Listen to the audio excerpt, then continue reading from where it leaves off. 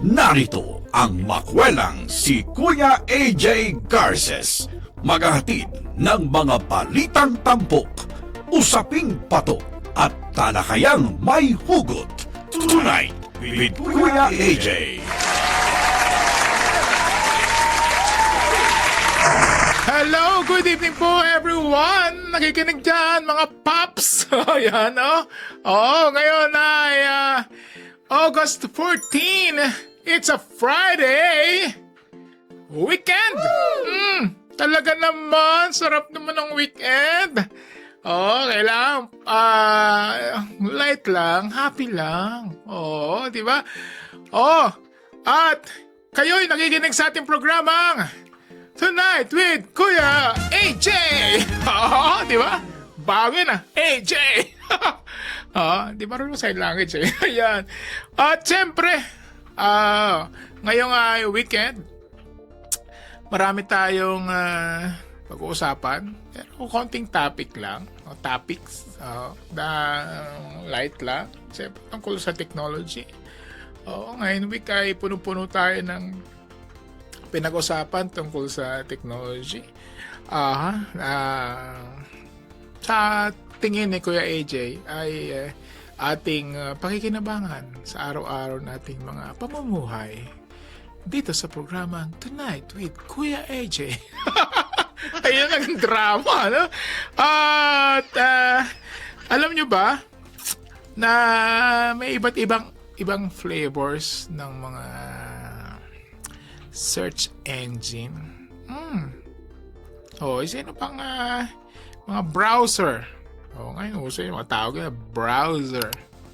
Sino ba yung nakagamit ng mga old browser natin? Yan. Di ba merong ang kinala natin ay Chrome. Sikat ngayon ang Chrome, Google Chrome. At iba pa mga flavors. Yan, pag-uusapan natin mamaya yan. At meron na tayong dapat usapan eh. Alam nyo ba yung mga natin, mga gadgets? Ang daming gadgets ngayon. May pang track ng BP. May nga tayo, yung mga kaibigan tayo na may mga gadgets na nakadikit sa katawan habang nag-jogging. Di ba? Kinakain mga calorie burns. Di ba? Ewan kung mababa yung calorie ko, hindi pa rin sunog. Haba. May kwento ako sa inyo. May kwento akong maikling kwento na sana mapasaya ko kayo. Isang araw, si Kuya AJ ay gustong bumili ng digital weighing scale. Diba? Weighing scale ay high-tech na daw. Nagsasalita. Nagsasalita. Next you are 500 kilos. Ayan, di na. Ayan. Pero, nag-try nga ng weighing scale. Ayan. Tapos, tumapak si Kuya AJ. Pagtapak niya, nagsalita yung weighing scale. Kasi, high-tech na, speaking eh. Weighing scale. Talking, weighing scale. Nakalagay doon. Pagtapak ng Kuya AJ, sabi ng weighing scale. One at a time, please. Yan, akala nyo dalawa tumapak sa bigat ni Kuya AJ. Yan, joke lang para sa ating Friday. Happy weekend.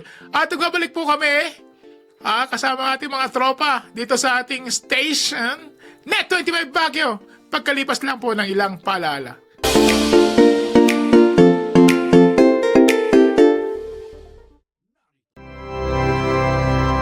Explore the natural wonders of the Cordilleras and Elucanja. Feel the breeze and beauty of the mountains. Be amazed with the various tourist destinations. Learn the history, traditions, and culture. Hello mga kasamang adventurers and viewers! Ngayong araw ay makakasama ninyo kami sa isang exciting adventure. I know that Benguet has a lot of tourist spots to offer. Ako, mahilig mag-explore. Ako mahilig sa adventure. Tara! Dito lamang yan sa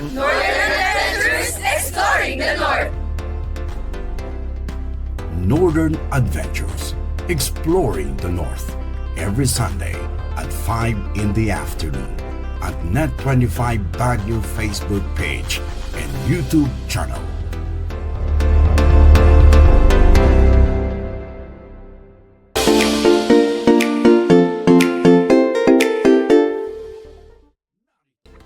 Ayan, welcome back po sa ating programang Tonight with Kuya AJ. It's a Friday. At pag-uusapan natin ngayon ng inyong mga gadgets. Yeah, yung mga tawag nila dyan ay wearables.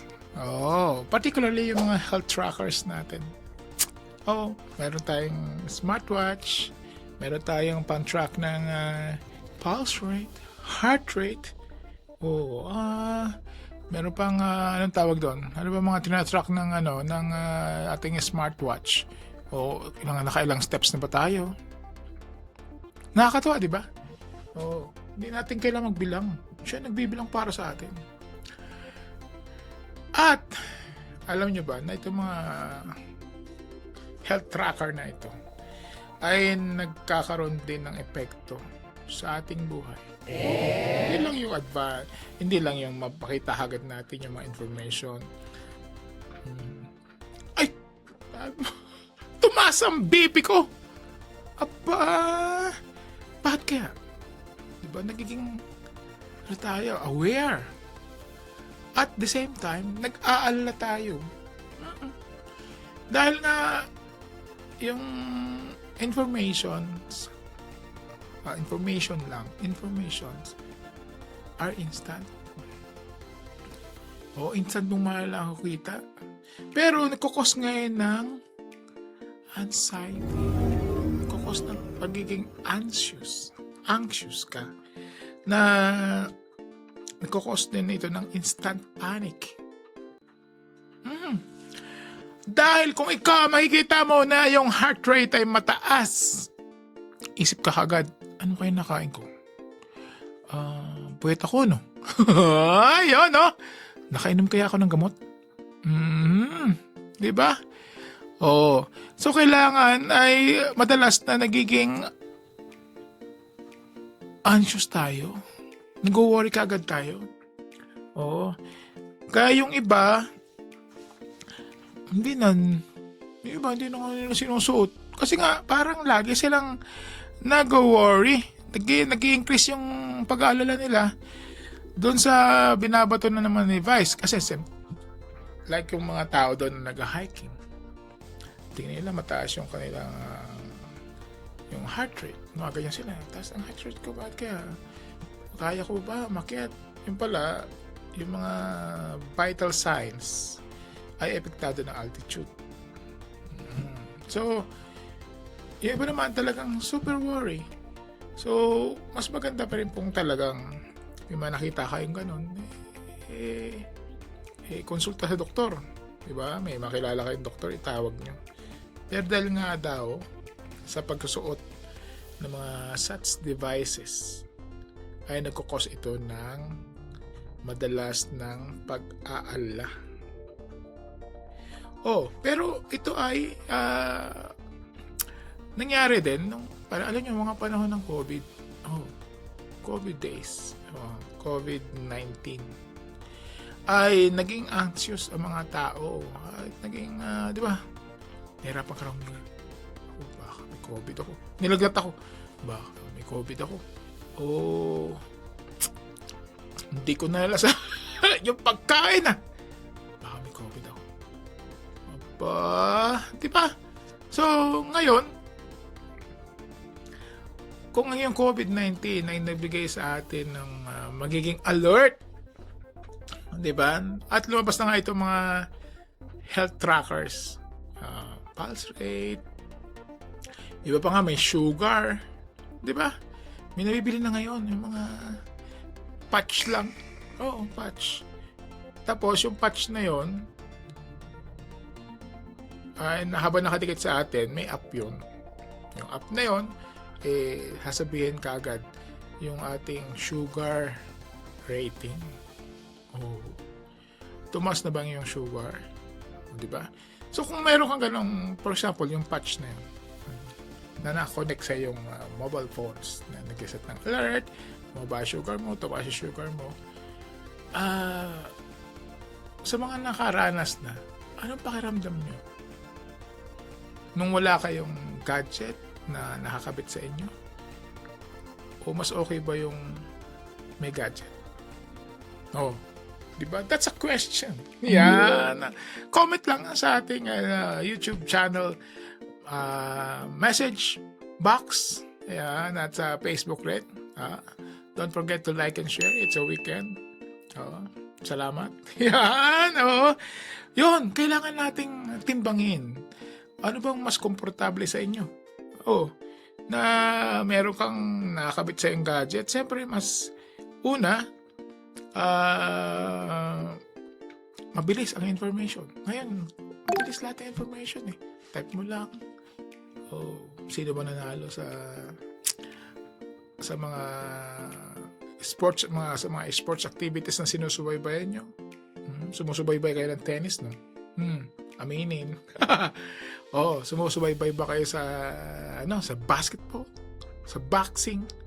Instant. Tatype mo lang. Sino nanalo? Andiyan na. Hindi mo na kailangan, mga unang panahon, kailangan mo pa mag-antay ng dyaryo kinabukasan para malaman yung resulta. Or, makikinig ka ng radyo sa kanilang live broadcast. Di ba? Kung may mga ganong event, may mga ganong access tayo. Ngayon, tinatype na lang. Pwede ka rin manood ng live sa iyong mobile phone, sa iyong laptop. Instant information. Pero yung instant information na yon, like pinag-usapan natin mga health trackers, nagkukos rin daw ito ng pag-aalala sa ibang tao. Dahil sa alam nila yung binigyan sila information about their BP, their heart rate, their pulse rate, nag-iisip kagad sila, ano kayong nakain ko? Na-over ba ako ng kape? Di ba? Ilan kayong tasa ng kape inom ko? O ano kayong nakain ko? Kung ano pang inalmusal ko? Di ba? So, itong mga health tracker ay nagkukos minsan ng pag-aalala. Kaya nag-iisip ng ibang tao, okay lang ba na may health tracker ako nakakabit sa akin? O wala? O gaya ng binabanggit natin, yung mga smartwatches. Minsan, may mga modelo tayo ng mga shoes na connected sa ating mobile phone. Binibilang yung steps. Kahit nga walang integration between our rubber shoes na may science, yan, high-tech, kumukonect sa ating mobile phones. May mga app sa mobile phones na kaya niya magbilang ng steps. Meron. Kaya ang target nila, kailangan ko maka 10,000 steps. Aba! Diba? So, tingin ka ng tingin na kailang steps na kaya ako. Nagiging curious on one side na gusto mong malaman kaagad, instant. Kumusta kaya heart rate ko? Ganito. Naka 5,000 pa lang ako, mataas na yung heart rate ko. Diba? So yan, pag-isipan natin. Okay ba ang paggamit ng mga health tracker? Health tracker lang, yung mga ginagamit natin. So, kailangan nating pag-aralan kung ano yung feel ninyo. Diba? Nasa tao yan eh. Hindi lang yun dahil nga fashion trend. Okay. Pero dahil nga nung gumamit ka, parang laging mainit ang ulo mo. Bakit? Kasi nag-aalala ako sa resulta ng gadget ko. Diba? Kailangan natin i-manage yung feelings. Yan. Pero mga pati feelings, binamanage, no? Para maiwasan naman na kayo ay malungkot. Magkaroon ng anxiety. Uso ngayon yan, ha? Pero yung mga panahon na yan, diba? Kuya Ruben. Ayan. Kuya Ruben P. Aba, wala sa anxiety. Oo, nalulungkot ka lang. Pero yung anxiety, sobrang kalungkutan. Yan, mga ganun. Pag-aalala. Yan. Bayan ko, AJ. Alam mo, light lang. O bakit napakalungkot na may pinag-uusapan niya? Hindi naman lungkot yan. Kailangan may awareness na tayo. Lalo na mamaya, pagbabalik natin, ano yung mga browsers? Na pwede nyong mga options na pwede nyong gamitin. Yan, pagkabalik po ng Tonight with Kuya AJ. Kuya Darla, ikaw na.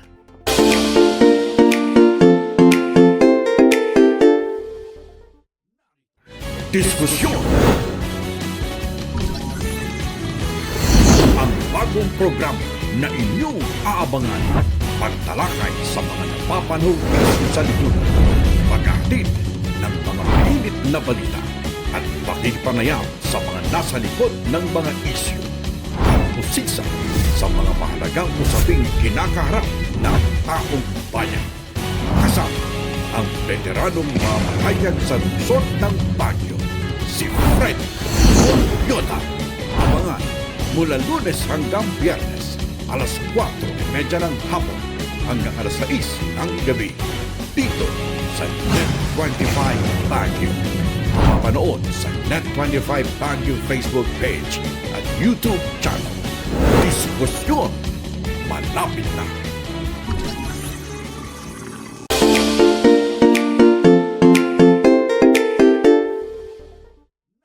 Ayun, welcome back po sa ating programang Tonight with Kuya AJ. Pag-usapan naman natin ngayon at iba-ibang flavors ng browser. Ano yung mga browser? Yung mga ginagamit natin pang search sa internet. Browse. At yung mga browser na pwede natin ibang gamitin. Nasanay lang ba tayo sa isang browser? For life, di ba? So, pag-usapan natin ngayon ay mga iba't ibang flavors ng browser. Unang-una, Chrome. Google Chrome. Alam niyo ba bakit importanteng mamili tayo minsan ng browser? Naki-experience na ba kayo na may mga app kayong ginagamit na bakit hindi gumagana? Minsan nag-hang. Binuksan nyo yung app doon sa particular browser. For example, sample lang naman sa Google Chrome. Sabi nung binili mo ng app, ma'am, dapat gumamit kayo ng Firefox. Merong ganun. Yung mga government agencies natin, may nakalagay doon, recommended browsers. Ba't sila mag-recommend kung, di ba, kung lahat? Kaya kailangan mamili tayo ng mga browsers at matuto tayong pag-aralan ng mga bawat browsers. Diba? Maganda yan. Dagdag kaalaman na. Diba? So ngayon, pag-uusapan natin ngayong gabi ng weekend on a Friday night at iba-ibang flavor ng browser. Una, Google Chrome. Siyempre, sino may gawa nito? Si Doc Google. Diba? So, although ito yung isa mga popular, halos number 1 na nga ito. Ito na yung number 1 na browser. May may mga features na dinagdag sila, yung AI, 'di ba? May ChatGPT. Marami na dinagdag na sila na pwede mo i-consider. Like, yung mga dati may mga may mga toolbox yan pang ads, suggested ads measurement, 'di ba? Maganda daw ang paggamit ng Google web browser. Yan. Para sa mga gumagamit ng mga Gemini AI features. 'Yun, gamitin niyo. At sa iba ay mas mabilis pa rin gamitin daw ang Chrome. Yan. Pangalawa, siyempre sa mga Apple users. Apple Safari.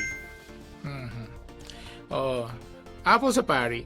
Kailangan, karaniwan dito ay mga Apple browsers na nag-integrate kung kayo gumagamit ng Apple Pay. Dahil ang browser na ito ay nag-integrate rin